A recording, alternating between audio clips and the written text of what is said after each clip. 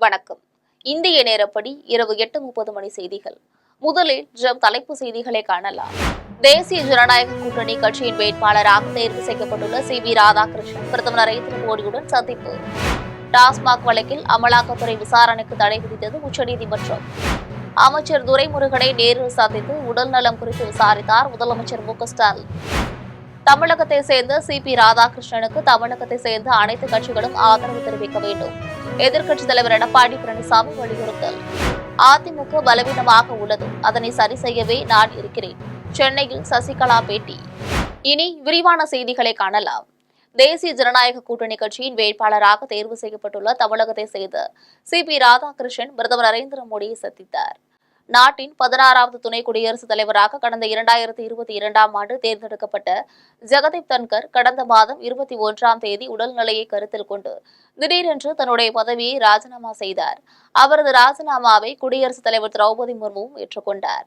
இன்னும் 2 ஆண்டுகள் பதவிக்காலம் இருந்த நிலையில் திடீரென ஜெகதீப் தன்கர் பதவி விலகியது அரசியல் வட்டாரத்தில் பெரும் அதிர்வலைகளை ஏற்படுத்தியது. இதனைத் தொடர்ந்து புதிய துணை குடியரசுத் தலைவர் தேர்வு செய்வதற்கான ஆயத்த பணிகளை தேர்தல் ஆணையம் தொடங்கியது. அதன்படி துணை குடியரசுத் தலைவர் தேர்தல் வருகின்ற 9ஆம் தேதி நடைபெறும் என தேர்தல் ஆணையம் அறிவித்தது.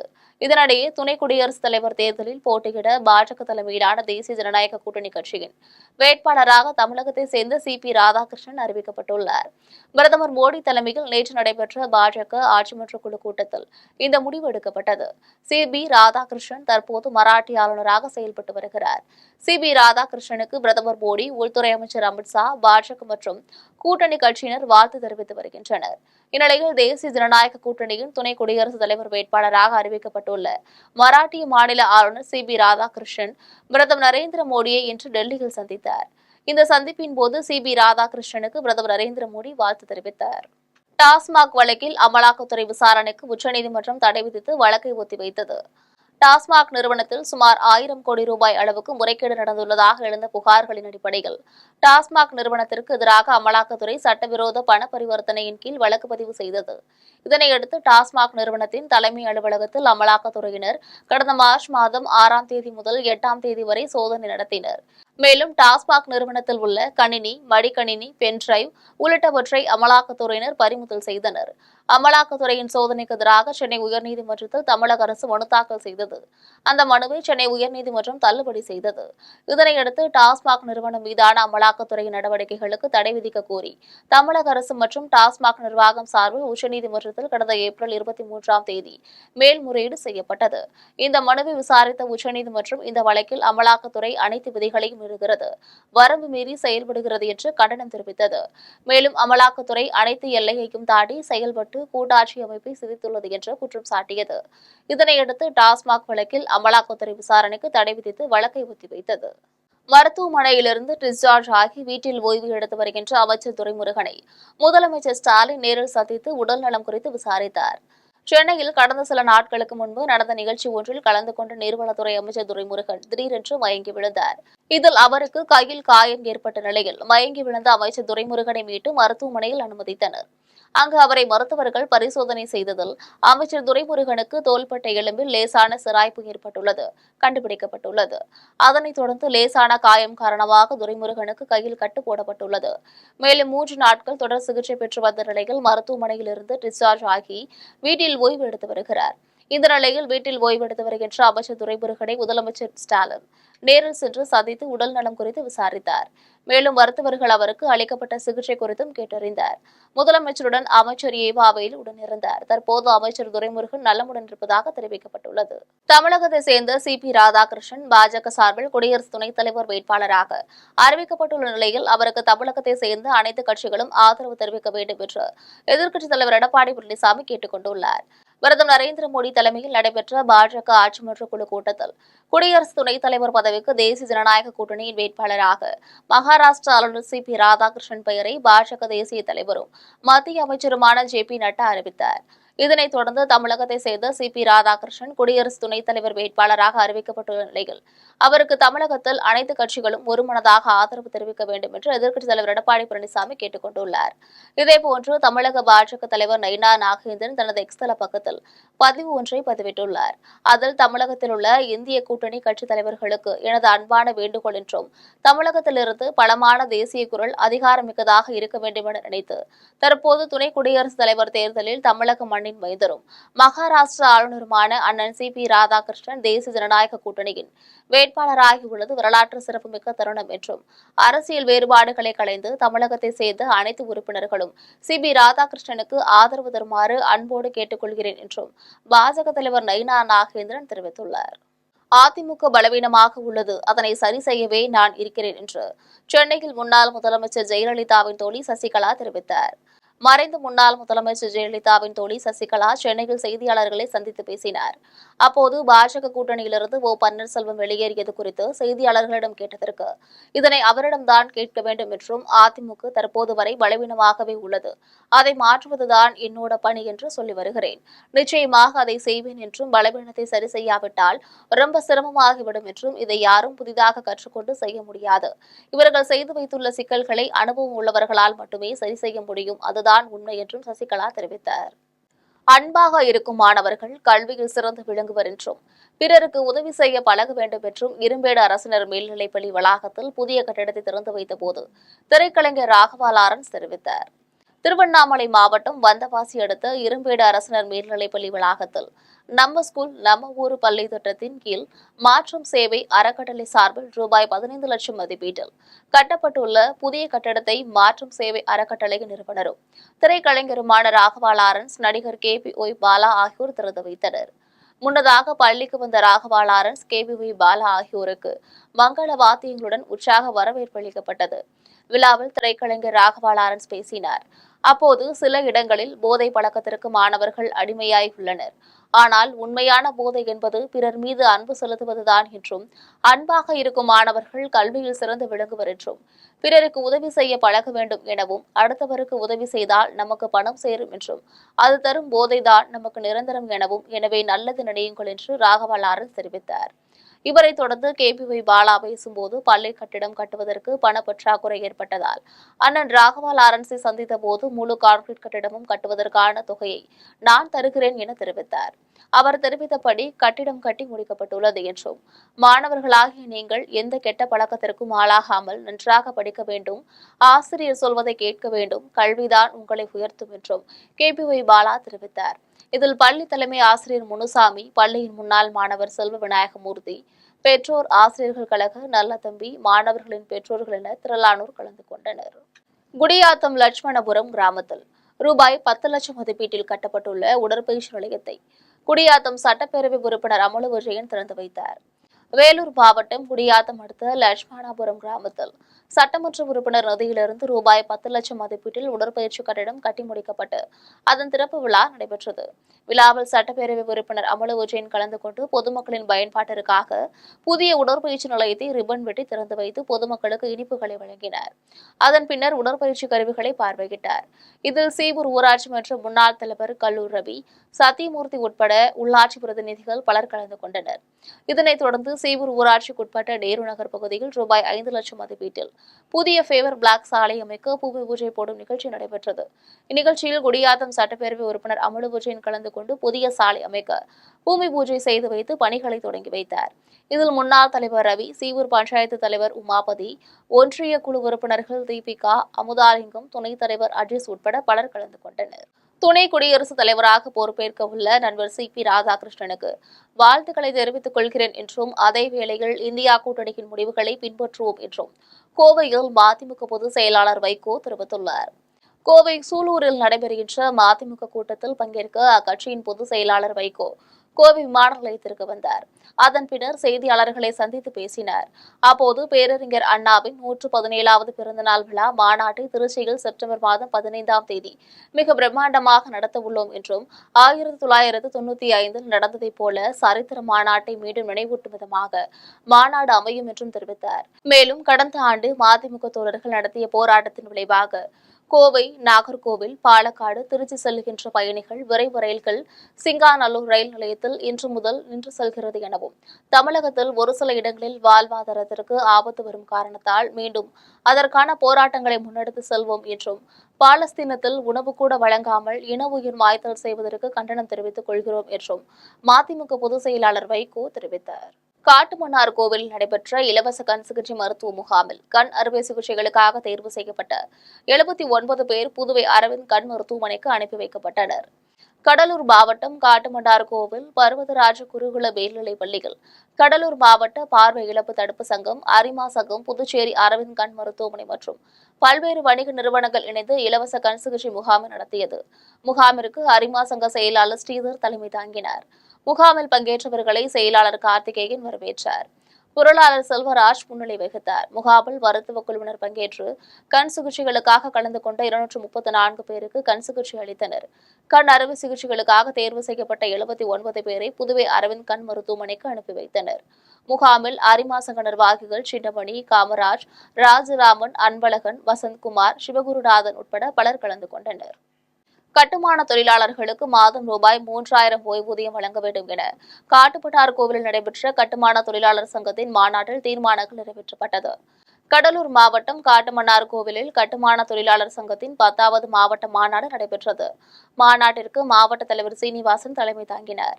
மாநாட்டு கொடியினை மாவட்ட துணைத் தலைவர் திருஞானமும், சிஐடியு சங்க கொடியினை மாவட்ட துணைத் தலைவர் சுந்தரவடிவேலும் ஏற்றி வைத்தனர். வரவேற்பு குழு தலைவர் இளங்கோவன் அனைவரையும் வரவேற்றார். சங்கத்தின் மாநில துணைத் தலைவர் தங்கமோகனன் மாநாட்டை துவக்கி வைத்து பேசினார். மாநாட்டில் சிறப்பு அழைப்பாளராக சிஐடியு மாநில துணைத் தலைவரும் முன்னாள் சட்டமன்ற உறுப்பினருமான SK மகேந்திரன் கலந்து கொண்டு சிறப்புரையாற்றினார். கூட்டத்தில் மாவட்ட பொதுச் செயலாளர் கிருஷ்ணமூர்த்தி, சிஐடியு மாவட்ட தலைவர் கருப்பையன், மாவட்ட செயலாளர் பழனிவேல், காட்டுமன்னார் கோவில் பொறியியலாளர் சங்க தலைவர் கதிர்காமன், செயலாளர் ரஞ்சித்குமார் ஆகியோர் வாழ்த்துரை வழங்கினர். மாநாட்டில் சிறப்பு தலைவராக சீனிவாசன், மாவட்ட தலைவர் இளங்கோவன், பொதுச் செயலாளர் கிருஷ்ணமூர்த்தி, பொருளாளர் கார்த்திகேயன் உள்ளிட்ட 55 மாவட்ட குழு உறுப்பினர்கள் தேர்வு செய்யப்பட்டுள்ளனர். மாநாட்டில் கட்டுமான தொழிலாளர்களின் இயற்கை மரணத்திற்கு 2 லட்சமும், விபத்தில் இறந்தால் 8 லட்சமும் இழப்பீட்டுத் தொகையாக வழங்க வேண்டும், ஓய்வூதியம் ரூபாய் 3000 வழங்க வேண்டும் என்பன உள்ளிட்ட பல்வேறு தீர்மானங்கள் நிறைவேற்றப்பட்டன. பல்வேறு கோரிக்கைகளை அரசு நிறைவேற்ற வேண்டும் என வலியுறுத்தி அறிவித்தபடி மதுரையில் தூய்மை பணியாளர்கள் காத்திருப்பு போராட்டத்தில் ஈடுபட்டனர். மதுரை மாநகராட்சி முகப்பு பகுதியில் பல்வேறு கோரிக்கைகளை அரசு நிறைவேற்ற வேண்டும் என வலியுறுத்தியும், சென்னையில் தூய்மை பணியாளர்களின் போராட்டத்திற்கு ஆதரவு தெரிவித்தும் தூய்மை பணியாளர்கள் காத்திருப்பு போராட்டத்தில் ஈடுபட்டனர். அப்போது மாநகராட்சி, நகராட்சி, பேரூராட்சி பணிகளில் தனியார் மையத்தை புகுத்தும் அரசாணை 152 மற்றும் 139 ரத்து செய்ய வேண்டும். சுகாதாரம் மற்றும் பொறியியல் பிரிவு பணியாளர்களுக்கு குறைந்தபட்ச ஊதியத்திற்கான அரசாணை 62 31 படி தினச்சம்பளமாக ரூபாய் 26,000 வழங்கிட வேண்டும். அனைத்து பிரிவு பணியாளர்களுக்கும் தீபாவளி பண்டிகை போனஸாக 1 மாத சம்பளத்தை வழங்கிட வேண்டும் என்பன உள்ளிட்ட பல்வேறு கோரிக்கைகளை வலியுறுத்தினர். காரைக்காலில் அரசு பள்ளி மாணவர்கள் மூலம் உருவாக்கப்பட்ட இந்திய வரைபடத்தின் வீடியோ சமூக வலைதளங்களில் வைரலாகி வருகிறது. புதுச்சேரி மாநிலம் காரைக்கால் மாவட்டத்தில் நூற்றுக்கணக்கான அரசு பள்ளி மாணவர்கள் மூலம் இந்திய வரைபடம் அமைக்கப்பட்ட வீடியோ சமூக வலைதளங்களில் வைரலாகி வருகிறது. கடந்த 15ஆம் தேதி சுதந்திர தினத்தன்று காரைக்கால் தந்தை பெரியார் அரசு ஆண்கள் மேல்நிலைப்பள்ளி வளாகத்தில் 400க்கும் மேற்பட்ட அரசு பள்ளி மாணவர்கள் மூலம் இந்திய வரைபடம் உருவாக்கப்பட்டது. இதுகுறித்து கல்வித்துறை எந்த அறிவிப்பும் வெளியிடாத நிலையில் மாணவர்கள் மூலம் உருவாக்கப்பட்ட இந்திய வரைபடத்தின் வீடியோவை செல்போனில் பதிவு செய்த பெற்றோர் தரப்பிலிருந்து சமூக வலைதளங்களில் வைரலாக்கப்பட்டு வருகிறது. அரசு பள்ளி மாணவர்களின் இந்த சாதனை முயற்சியை வெளியுலகிற்கு தெரிவிக்காத கல்வித்துறையின் செயல்பாடு பெற்றோர்களிடையே அதிருப்தியை ஏற்படுத்தியுள்ளது. அகவிலைப்படியை உயர்த்தி வழங்க வேண்டும் என்பன பல்வேறு கோரிக்கைகளை வலியுறுத்தி கடலூரில் சிஐடியு அமைப்பினர் காத்திருப்பு போராட்டத்தில் ஈடுபட்டனர். பல்வேறு கோரிக்கைகளை அரசு நிறைவேற்ற வேண்டும் என வலியுறுத்தி சிஐடியு சார்பில் தமிழகம் முழுவதும் தொடர் காத்திருப்பு போராட்டம் நடைபெற்று வருகிறது. அதன் ஒரு பகுதியாக கடலூர் போக்குவரத்து பணிமனை முன்பு தமிழ்நாடு அரசு போக்குவரத்து ஊழியர் சங்கம் மற்றும் தமிழ்நாடு அரசு போக்குவரத்து கழக ஓய்வு பெற்றோர் நல அமைப்பு ஆகியவை சார்பில் அமைப்பின் பொதுச் செயலாளர் பாஸ்கரன் தலைமையில் தொடர் காத்திருப்பு போராட்டம் நடைபெற்றது. அப்போது அகவிலைப்படியை உயர்த்தி வழங்க வேண்டும், மருத்துவ காப்பீடு வழங்க வேண்டும், புதிய ஓய்வூதிய திட்டத்தை கைவிட வேண்டும் என்பன உள்ளிட்ட பல்வேறு கோரிக்கைகள் வலியுறுத்தப்பட்டது. போராட்டத்தில் 100க்கும் மேற்பட்டோர் கலந்து கொண்டு கோரிக்கைகளை அரசு நிறைவேற்ற வேண்டும் என வலியுறுத்தி கண்டன கோஷங்களை எழுப்பினர். இருளர் பழங்குடியின மக்களுக்கு வழங்கப்பட்ட வீட்டுமனை பட்டாவை மீட்டு தரக்கோரி கடலூர் மாவட்ட ஆட்சியர் அலுவலகம் முன்பு அமர்ந்து இருளர் பழங்குடியின மக்கள் தர்ணா போராட்டத்தில் ஈடுபட்டனர். கடலூர் மாவட்டம் புவனகிரி அடுத்த அம்பாள்புரம் பகுதியில் இருளர் பழங்குடியின மக்களுக்கு வழங்கப்பட்ட வீட்டுமனை பட்டாவை மாற்று சமூகத்தை சேர்ந்த தனிநபர் ஒருவர் ஆக்கிரமித்து வைத்துள்ளதாகவும் போலி ஆவணங்கள் மூலமாக வழக்கு தொடுத்து கடந்த 15 ஆண்டுகளாக அலைக்கழிக்கப்பட்டு வந்த நிலையில் நீதிமன்றமே வழக்கை தள்ளுபடி செய்துவிட்ட நிலையில் வீட்டுமனை பட்டாவை பழங்குடி இருளர் இன மக்களுக்கு தர மறுப்பதாகவும் இது தொடர்பாக வட்டாட்சியர் கோட்டாட்சியர் மாவட்ட ஆட்சியர் உள்ளிட்டோரிடம் பலமுறை மனு அளித்தும் வீட்டுமனை பட்டாவை மீட்டு தர நடவடிக்கை எடுக்கப்படவில்லை என இருளர் இன மக்கள் குற்றம் சாட்டுகின்றனர். இதனால் பாதிக்கப்பட்ட இருளர் பழங்குடியின மக்கள் மாவட்ட ஆட்சியர் அலுவலகம் முன்பு அமர்ந்து தர்ணா போராட்டத்தில் ஈடுபட்டனர். அப்போது குடியிருக்க வீடு இல்லாமல் தவிக்கும் தங்களுக்கு உடனடியாக அரசு வழங்கிய வீட்டுமனை பட்டாவை மீட்டு தர வேண்டும் என கண்ணீருடன் கோரிக்கை வைத்தனர். குறிஞ்சிப்பாடியில் விடுதலை சிறுத்தைகள் கட்சியின் தலைவர் தொல் திருமாவளவன் பிறந்த நாளை முன்னிட்டு அனுமதியின்றி வைக்கப்பட்டிருந்த பேனர்களை அகற்றிய காவல்துறையினரை கண்டித்து விடுதலை சிறுத்தைகள் கட்சியினர் சாலை மறியல் போராட்டத்தில் ஈடுபட்டனர். விடுதலை சிறுத்தைகள் கட்சியின் தலைவர் தொல் திருமாவளவன் பிறந்த நாளை முன்னிட்டு குறிஞ்சிப்பாடியில் அனுமதியின்றி வைக்கப்பட்டிருந்த 50க்கும் மேற்பட்ட பேனர்களை காவல்துறையினர் அகற்றியதால் விடுதலை சிறுத்தைகள் கட்சியை சேர்ந்த 100க்கும் மேற்பட்டோர் குறிஞ்சிப்பாடி பேருந்து நிலையம் எதிரே கடலூர் விருத்தாச்சலம் சாலையில் சாலை மறியலில் ஈடுபட்டனர். அப்போது காவல்துறையினர் பேச்சுவார்த்தை நடத்தியதை அடுத்து அனைவரும் கலைந்து சென்றனர். இதனால் அரை மணி நேரத்திற்கும் மேலாக போக்குவரத்து பாதிக்கப்பட்டது. சென்னை வேளச்சேரியில் புதிதாக துவங்கப்பட்ட தனியார் மருத்துவமனையை திரைப்பட நடிகை சுஹாசினி திறந்து வைத்தார். சென்னை வேளச்சேரி ரயில் நிலையம் அருகே முதியோருக்கான தனியார் மருத்துவமனை திறப்பு விழா நடைபெற்றது. விழாவில் சிறப்பு அழைப்பாளராக திரைப்பட நடிகை சுஹாசினி கலந்து கொண்டு மருத்துவமனையை திறந்து வைத்து பேசினார். அப்போது தமிழகத்தில் பல சிறந்த மருத்துவமனைகள் இருந்து வரும் நிலையில் வேளச்சேரியில் திறக்கப்பட்டுள்ள மருத்துவமனை முதியோருக்கான சிறப்பு மருத்துவமனையாக விளங்கும் என்றும் பல வருடங்களாக முதியோருக்கு சிறப்பான சிகிச்சை அளித்து வருவதாகவும் நடிகை சுஹாசினி தெரிவித்தார். 10.5% இடஒதுக்கீடு எந்த கட்சி கொடுக்கிறதோ அந்த கட்சிக்கு ஆதரவு தெரிவிப்போம் என்று காடுவெட்டி குருவின் மகள் விருத்தாம்பிகை மற்றும் அவரது கணவர் கிரண் ஆகியோர் சென்னை பத்திரிகையாளர் மன்றத்தில் தெரிவித்தனர். சென்னை சேப்பாக்கம் பத்திரிகையாளர் மன்றத்தில் மறைந்த முன்னாள் வன்னியர் சங்க தலைவர் காடுவெட்டி குருவின் மகள் விருத்தாம்பிகை மற்றும் அவரது கணவர் கிரண் ஆகியோர் செய்தியாளர்களை சந்தித்து பேசினர். அப்போது பாமக தலைவர் ராமதாஸ் மற்றும் அன்புமணி ராமதாஸ் சண்டை போடுவது போல நாடகமாடுகின்றனர் எனவும் குடும்பத்து பெண்கள் அரசியலுக்கு வரக்கூடாது என ராமதாஸ் பிற்போக்குத்தனமாக பேசினார் என்றும் ஆனால் தற்போது தன்னுடைய மகனை அரசியலில் முன்னிறுத்துகிறார் என்றும் பணத்திற்காகவும் பதவிக்காகவும் எதை வேண்டுமானாலும் செய்வார் என்றும் தெரிவித்தனர். மேலும் பணத்திற்கும் பதவிக்காகவும் இருவரும் சண்டை போட்டுக் கொள்கிறார்கள். 20 ஆண்டு காலமாக பாட்டாளி மக்கள் கட்சி சார்பில் வன்னிய சமுதாய மக்களுக்கு எந்த நல்லதும் செய்யவில்லை என்றும் தெரிவித்த அவர்கள் வன்னியர்களுக்கு 10.5% இடஒதுக்கீடு எந்த கட்சி கொடுக்கிறதோ அந்த கட்சிக்கு ஆதரவு தெரிவிப்போம் என்று காடுவெட்டி குருவின் மகள் விருத்தாம்பிகை மற்றும் அவரது கணவர் கிரண் ஆகியோர் தெரிவித்தனர். ஊராட்சிகளில் பணிபுரியும் OSD ஆபரேட்டர்களுக்கு மற்ற மாவட்டங்களில் வழங்குவதை போன்று ராமநாதபுரம் மாவட்டத்தில் பணிபுரியும் ஆபரேட்டர்களுக்கு மாத சம்பளத்தை வழங்க வேண்டும் என வலியுறுத்தி மாவட்ட ஆட்சியர் அலுவலக வளாகத்தில் உள்ளாட்சித்துறை ஊழியர்கள் குடியேறும் போராட்டத்தில் ஈடுபட்டனர். ராமநாதபுரம் மாவட்டத்தில் ஒவ்வொரு வாரமும் திங்கட்கிழமை மக்கள் குறைதீர்க்கும் நாள் கூட்டம் நடைபெறுவது வழக்கம். அதன்படி இந்த வாரம் மாவட்ட ஆட்சியர் அலுவலக வளாகத்தில் நடைபெற்ற மக்கள் குறைதீர்க்கும் நாள் கூட்டத்தில் CITU ஊரக வளர்ச்சி மற்றும் உள்ளாட்சித்துறை ஊழியர்கள் சங்கத்தின் சார்பில் அதன் மாவட்ட தலைவர் பிரான்சிஸ் தலைமையில் உள்ளாட்சித்துறை ஊழியர்கள் மாவட்ட ஆட்சியரங்கத்தில் குடியேறும் போராட்டத்தில் ஈடுபட்டனர். அப்போது ஊராட்சிகளில் பணிபுரியும் OSD ஆபரேட்டர்களுக்கு மாத சம்பளத்தை மற்ற மாவட்டங்களில் வழங்குவதை போன்று அனைவருக்கும் வழங்க வேண்டும். ஊராட்சிகளில் பணிபுரியும் ஆபரேட்டர்கள் அனைவருக்கும் மோட்டார் இயக்குவதற்கான சிறப்பு படியாக ரூபாய் 200 வழங்க வேண்டும். ஊராட்சிகளில் பணிபுரியும் OSD ஆபரேட்டர்கள் தூய்மை பணியாளர்கள் அனைவருக்கும் மருத்துவ காப்பீட்டு அட்டை வழங்க வேண்டும். நலவாரி அட்டைகள் அனைவருக்கும் வழங்க வேண்டும் என்பன உள்ளிட்ட பல்வேறு கோரிக்கைகளை வலியுறுத்தினர். போராட்டத்தில் ஊரக வளர்ச்சி உள்ளாட்சித்துறை சங்க உறுப்பினர்கள் பெண்கள் என 200க்கும் மேற்பட்டோர் கலந்து கொண்டனர். முதலமைச்சர் MK ஸ்டாலினுக்கு நன்றி தெரிவித்து பேரணி சென்றவர்கள் தூய்மை பணியாளர்கள் கிடையாது, அது ஒரு நாடகம் என்று சென்னை பத்திரிகையாளர் மன்றத்தில் உழைப்போர் உரிமை இயக்கத்தின் ஆலோசகர் குமாரசாமி தெரிவித்தார். சென்னை சேப்பாக்கம் பத்திரிகையாளர் மன்றத்தில் உழைப்போர் உரிமை இயக்கத்தின் ஆலோசகர் குமாரசாமி செய்தியாளர்களை சந்தித்து பேசினார். அப்போது பணி நிரந்தரம், தனியார் மயமாக்கத்தை கைவிட வேண்டும் ஆகிய கோரிக்கைகளை வலியுறுத்தி ரிப்பன் கட்டிடம் முன்பு போராட்டத்தில் ஈடுபட்ட தூய்மை பணியாளர்களை கடந்த 13ஆம் தேதி நள்ளிரவு காவல்துறையினர் கைது செய்தனர். எங்களின் போராட்டத்திற்கு எதிராக நீதிமன்றத்தில் தேன்மொழி என்பவர் மூலம் காவல்துறையினர் வழக்கை தொடுத்துள்ளனர் எனவும் இது காவல்துறையினரால் ஏற்பாடு செய்யப்பட்டு போடப்பட்ட வழக்காகும் என்று குமாரசாமி தெரிவித்தார். மேலும் தனியார் மையத்திற்கு எதிரான எங்களின் போராட்டம் தொடரும்.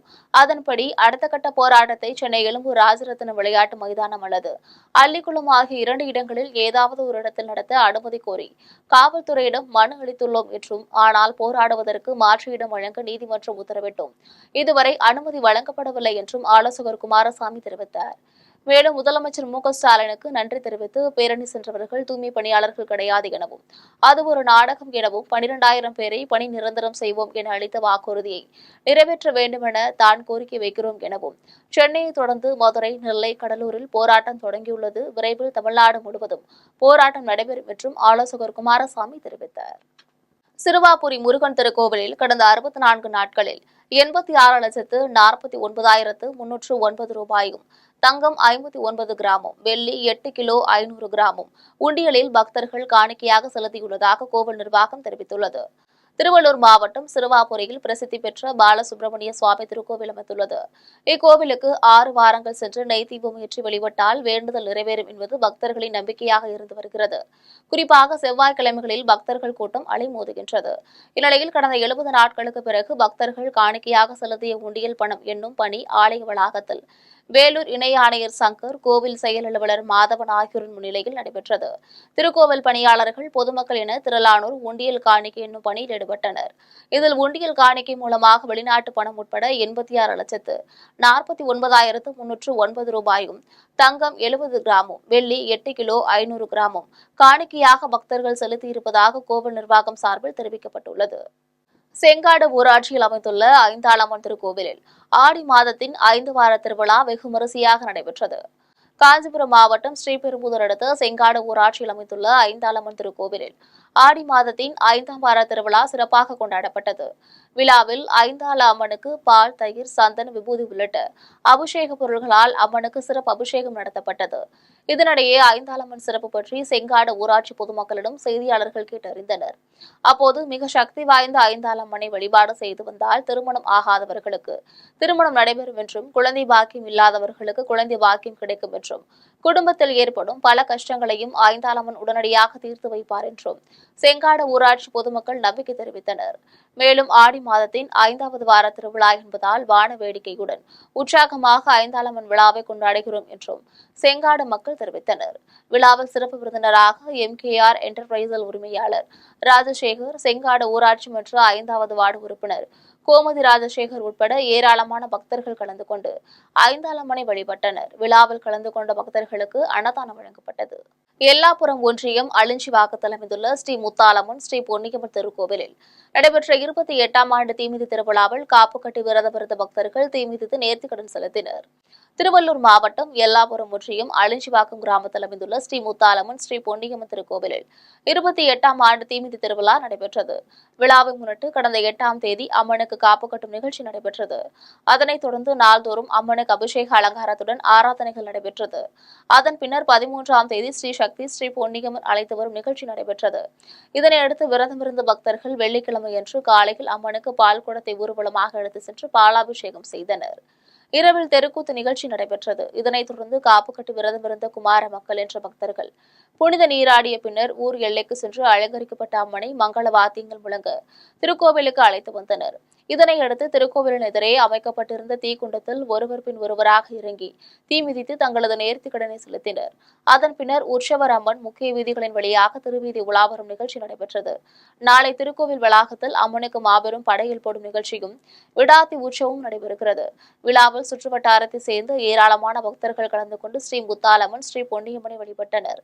விழாவிற்கான ஏற்பாடுகளை அழிஞ்சிவாக்கம் கிராம பொதுமக்கள், விழா குழுவினர்கள் சிறப்பாக செய்திருந்தனர். விழாவில் பங்கேற்ற பக்தர்களுக்கு அன்னதானம் வழங்கப்பட்டது. மீண்டும் தலைப்பு செய்திகள். தேசிய ஜனநாயக கூட்டணி கட்சியின் வேட்பாளராக தேர்வு செய்யப்பட்டுள்ள CV ராதாகிருஷ்ணன் பிரதமர் நரேந்திர மோடியுடன் சந்திப்பு. டாஸ்மாக் வழக்கில் அமலாக்கத்துறை விசாரணைக்கு தடை விதித்தது உச்சநீதிமன்றம். அமைச்சர் துரைமுருகனை நேரில் சந்தித்து உடல் நலம் குறித்து விசாரித்தார் முதலமைச்சர் மு.க.ஸ்டாலின். தமிழகத்தை சேர்ந்த CP ராதாகிருஷ்ணனுக்கு தமிழகத்தை சேர்ந்த அனைத்து கட்சிகளும் ஆதரவு தெரிவிக்க வேண்டும். எதிர்க்கட்சித் தலைவர் எடப்பாடி பழனிசாமி வலியுறுத்தல்.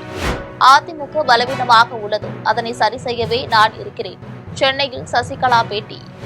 இத்துடன் செய்திகள் நிறைவடைகின்றன. மீண்டும் செய்திகள் நள்ளிரவு 12 மணிக்கு. உடனுக்குடன் செய்திகளை காண GemLive.tv என்ற இணையதளத்தில் இணைந்திருங்கள். நன்றி, வணக்கம்.